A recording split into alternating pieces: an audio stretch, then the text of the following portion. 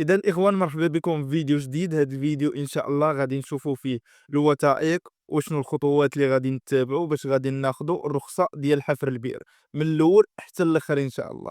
الوثائق القانونية، اشنو اللي مسموح به، اشنو اللي ما مسموحش به.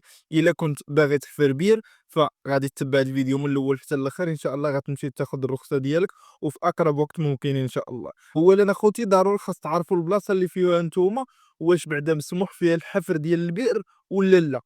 واش بعدا مسموح فيها الحفر ديال البئر مطلوق يعني اوتوريزي ولا لا. بحال مثلا كاين بزاف ديال المناطق في المغرب مؤخرا بسبب الجفاف ولاو ممنوعين من حفر البئر، ممنوعين من حفر الابار. علاش؟ السبب هو استنزاف الفرشه المائيه. هذا قانون خارج. مثلا في المناطق ديال الجديده ولا الزاويه ولا دوك المناطق راه ممنوع عليهم يحفروا بئر، واخا ما عندك حتى بئر في البلاد ممنوع عليك تحفر البئر في هذيك اللحظه. يعني هذا قانون خارج في هذيك المنطقة. السبب هو استنزاف الفرشة المائية كما قلنا. أنت باش تعرف هذا القانون واش عندكم في البلاد ولا لا، سواء من عند الناس حتىك حافرين بها، سواء تلتجئ أنت للجماعة اللي كتبع ليها كاع. تقدر تمشي للجماعة اللي كتبع ليها وراه غادي يقولوا لكم واش يعني مسموح الحفر ديال الآبار في هذيك المنطقة ولا لا. نديرو على أنه مسموح الحفر ديال الآبار. دونك أول وثائق اللي غادي تجمعهم باش تديهم لوكالة الحوض المائي، وان شاء الله يعطيوك الرخصه ديالك ويدرسوا الملف ديالك، ومن بعد ان شاء الله غيعطيوك الرخصه ديالك. عندنا اربعه ديال الوثائق لا اكثر. اول وثيقه وهي الملكيه عدليه. ملكيه عدليه في حاله كانت البلاد ديالك ما محفظاش. ملكيه عدليه منها اربعه النسخ ديال الارض، منها اربعه النسخ. قيدوا معايا، جيب ورقه وسيرو قيد هادشي ما خاسر والو. ثاني حاجه وهو الكروكي. إلا كانت عندك ملكية عدلية يعني إلا كنتي ما محفظاش البلاد، أما إلا كانت البلاد محفظة واحد البلان كاتاسترال كتجيبو من البلاصة ديال التحفيظ، من المحافظة كيف ما قلنا. ولا إلا كانت ما محفظاش الكروكي كيصاوبوا لك توبوغراف كيدير تقريبا 700 درهم بالضبط، شي 700 600 800 هادو هما الأثمنة ديالو. تاني وثيقة قلنا هي الكروكي ولا بلون كادسترال في حالة كانت يعني الأرض ديالك محفظة. تالت حاجة وهو البطاقة الوطنية ديال المعني بالأمر، يعني ديال صاحب الأرض. 4 النسخ منها سون إيغاليزي، يعني ما يكونوش مغاليزيين. بغيت تغاليزيهم هذاك راه اجتهاد منك، المهم راه ماشي ضروري يكونوا مغاليزيين. ورابع حاجة هادو يكونوا من 4 النسخ كما قلنا البطاقة الوطنية هي تالت حاجة. رابع حاجة هو واحد الطلب كيعطيوه لك الحوض المائي اللي كيعطيوك هاد الطلب هذا. كتعمرو بالمعلومات. المعلومات هما واش غادي دير ثقب ولا غدير بئر باليد ولا. المهم واحد المجموعة ديال المعلومات تقدر تكوشي انت غير تعطيك اختيارات وتكوشي الاختيار اللي صحيح. وهذا الشيء كامل كتجمعه وكتعطيه لوكالة الحوض المائي. يعني وكالة الحوض المائي هي الوكالة الوحيدة في المغرب اللي يمكن ليها يعني تعطيك لاتوريزاسيون باش تحفر البئر ديالك. وكالة الحوض المائي كتقدم لها هذا الملف ديالك، كيتم الدراسة ديالو وكيصيفطوه للجماعة اللي انت محسوب عليها الأرض ديالك. يعني الجماعة اللي محسوب عليها الأرض ديالك، فاهمين؟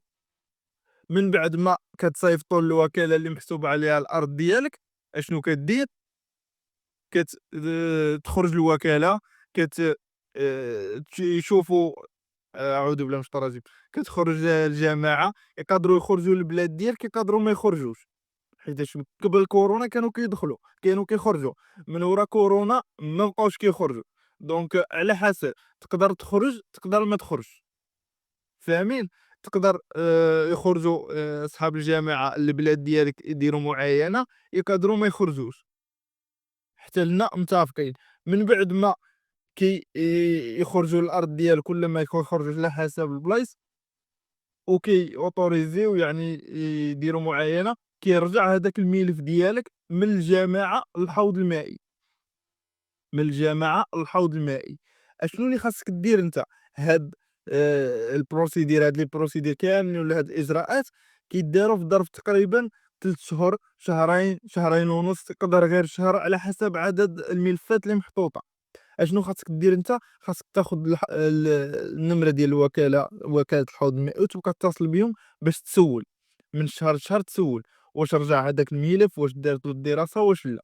ملي تيقولوا لك صافي داكور راه الملف كاين في وكالة الحوض المائي، كتمشي نتا كتخلّص الواجب، يعني كتخلّص الصندوق اللي هو 1200 درهم، كانت من قبل غير 1000 درهم، ولكن حاليًا ولات 1200 درهم، كتخرّجها كتخلّصها، كيعطيوك الروسي، كتمشي كتستلم الرخصة ديالك، وبالتالي كتكون كمّلت الإجراءات كاملة، ما بقى عندك إلا تمشي تحفر البئر ديالك. هاد الإجراءات كاملة كيما قُلت لكم كتطلّب إما 3 شهور، 4 شهور، أنا كندوي على راسي تقريبًا 4 شهور، ولكن كنسوّل مرّة كنسوّل. أمّا إلا كنت حتى أنت واقف على شغلك ومرّة تمشي للجامعة وتمشي للوكالة وتمشي لهادي، وكاين اللي تيقول لك أودي كياخد الملف من الوكالة وكيديه للجامعة، هنا هاد الشي يعني خروقات ديال القانون صراحة، لأنه هاد الشي هُما كيتكلفوا به، أمّا باش تاخد أنت الملف وديه للجامعة تولي تاني هذا ما كنصحش بهاد الطريقة هادي. الناس اللي كيسولوا على اللي عندهم أبارك ديما بغا يديروا ليهم رخص. قبل كانت واحد واحد القانون خارج تحيّد في 2012 تقريبًا، كان سميتو تسوية الوضعية، يعني واخا يكون عندك بير بلا رخصة، كتنوض نتا وكتمشي كدير له رخصة، يعني كتصرّح بأنه عندك بير بلا رخصة وكتنوض كدير له رخصة. أمّا حاليًا ما بقى هاد الشي هاديك القضية، اللي عنده شي بير وخدام به وما كاينش اللي يسوّل فيه راه الله يسخّر الأمور، أمّا اللي يعني القانون مشدّد عندهم ما عليك إلا دير رخصة على أساس أنه غتحفر بير جديد، وديك الرخصة غادي تخدم بها لهداك البير القديم، هذا هو الطريقة الوحيدة اللي كاينة. أما بالناس اللي كيقول لك أودي نحفروا بلا رخصة، صعيبة بزاف، ما كاينين شي مناطق كيحفروا بهم بلا رخصة، هادو خروقات القانون، ما كاينين شي مناطق بدون ذكر الأسماء ديال البلايص يقول لك أودي دير لنا سميتو آآ تيحفّروا بلا رخصة، ولكن بزاف ديال البلايص لأ، لأنه فيها ريسك على مول الصوندا ولا مول البريمة، فيها ريسك عليك أنت، فيها خطية، فيها حتى الحبس إذا قدّر الله وقع شي مشكل. دونك هنا غادي نكونوا وصلنا للنهاية ديال هاد لا فيديو هذا، نتمنى يكون لا فيديو يكون عجبكم، وتهلاو لي في راسكم، إلى فيديو جديد إن شاء الله. ما تنساوش تخليو أبوني للقناة ديال مزرعة الخلوي ولا باج كذلك، وعندنا حتى التيك توك تا هو راه عندنا فيه قناة ديالنا. تهلاو لي في راسكم، إلى فيديو جديد إن شاء الله.